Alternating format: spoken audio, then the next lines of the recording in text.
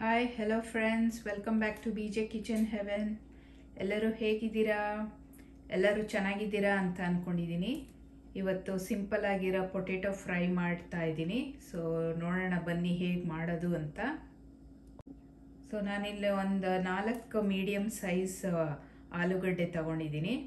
So ಇದನ್ನ ಸಿಪ್ಪೆ ಏನು ತೆಗೆಯೋದೇನು ಬೇಡ, ಹಾಗೆ ನಾನು ಸಣ್ಣದಾಗೆ ಸ್ಲೈಸ್ ಮಾಡ್ಕೊತೀನಿ. ಸೊ ನೋಡಿ, ಈ ಥರ ತಿನ್ ಸ್ಲೈಸಸ್ ಆಗಿ ಮಾಡಿ ಇಟ್ಕೊಂಡಿದ್ದೀನಿ. ಸೊ ಬನ್ನಿ ಈಗ ಇದನ್ನ ಪ್ಯಾನಲ್ಲಿ ಫ್ರೈ ಮಾಡೋಣ. ಈಗ ಸ್ಟವ್ ಮೇಲೆ ಒಂದು ಅಗಲವಾಗಿರೋ ಪ್ಯಾನ್ ಇಟ್ಟಿದ್ದೀನಿ. ಸೊ ಅದಕ್ಕಾದ್ಮೇಲೆ ಇದಕ್ಕೊಂದು ಸ್ವಲ್ಪ ಬೆಣ್ಣೆ, ಒಂದು ಸ್ವಲ್ಪ ಎಣ್ಣೆ ಹಾಕೋಣ. ಸೊ ಪ್ಯಾನ್ ಕಾದಿದೆ, ಇದಕ್ಕೊಂದು ಸ್ವಲ್ಪ ಬಟರ್ ಹಾಕ್ತಾ ಇದ್ದೀನಿ, ಬೆಣ್ಣೆ.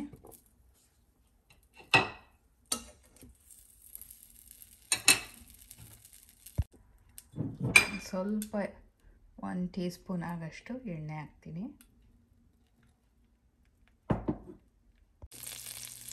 ಈಗ ಇದಕ್ಕೆ ಒಂದು ಸ್ವಲ್ಪ ಇಟಾಲಿಯನ್ ಸ್ಪೈಸಸ್ ಹಾಕ್ತಾ ಇದ್ದೀನಿ, ಬೇಸಲ್ ಹಾಕ್ತಾ ಇದ್ದೀನಿ,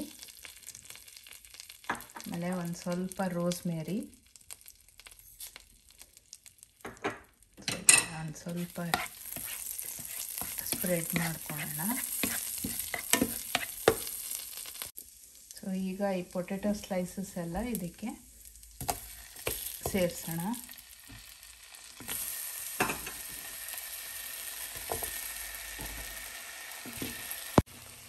ಸೊ ಎಲ್ಲ ಪೊಟೆಟೊ ಸ್ಲೈಸಸ್ ಹಾಕಿದ್ದೀನಿ. ಸೊ ಇದನ್ನು ಈಗ ಒಂದು ಮಿಕ್ಸ್ ಮಾಡೋಣ.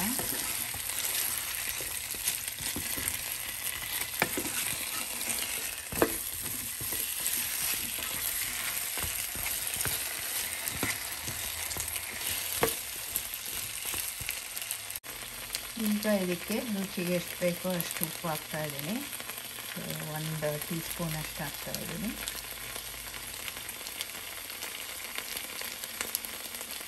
ಸ್ವಲ್ಪ ಪೆಪ್ಪರ್ ಪೌಡರ್ ಹಾಕೋಣ.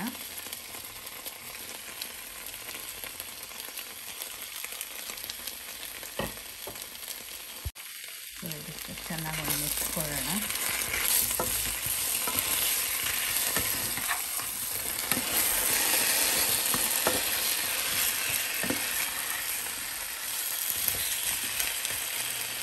ಸೊ ಇದು 2 ಸೈಡು ಬ್ರೌನ್ ಕಲರ್, ಚೆನ್ನಾಗಿ ಕ್ರಿಸ್ಪಿಯಾಗಿ ಬ್ರೌನ್ ಕಲರ್, ಗೋಲ್ಡನ್ ಕಲರ್ ಆಗೋ ತನಕ ಇದನ್ನು ಫ್ರೈ ಮಾಡೋಕ್ಕಿಡೋಣ. ಮೀಡಿಯಮ್ ಫ್ಲೇಮಲ್ಲಿ ಇಟ್ಕೊಬೋದು.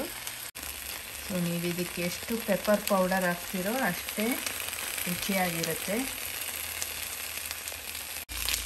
ಸೊ ಈಗ ಇದನ್ನು ಸ್ವಲ್ಪ ತಿರುಗಿಸ್ಕೊಳ್ಳೋಣ.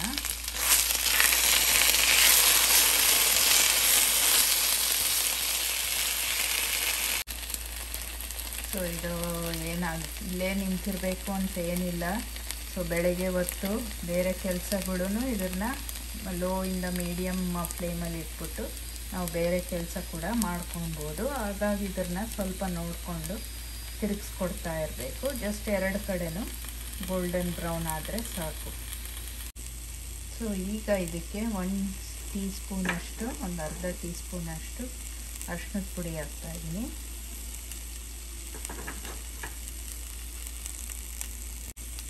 ಒಂದು ಅರ್ಧ tea spoon Kashmiri chilli powder, ಸುಮ್ಮನೆ ಕಲರ್ಗೋಸ್ಕರ.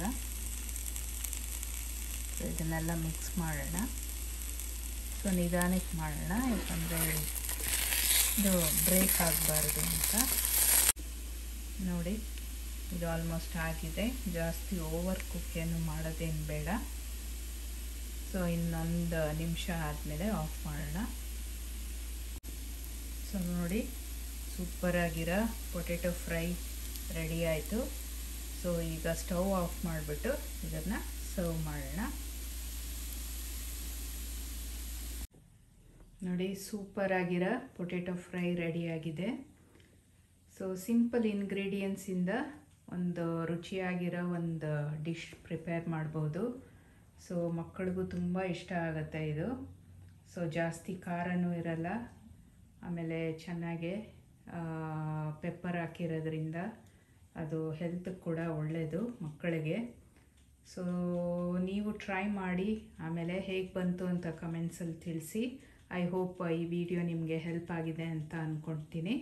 ಸೊ ಮುಂದಿನ ವಿಡಿಯೋಲಿ ಸಿಗೋ ತನಕ ಟೇಕ್ ಕೇರ್, ಬಾಯ್.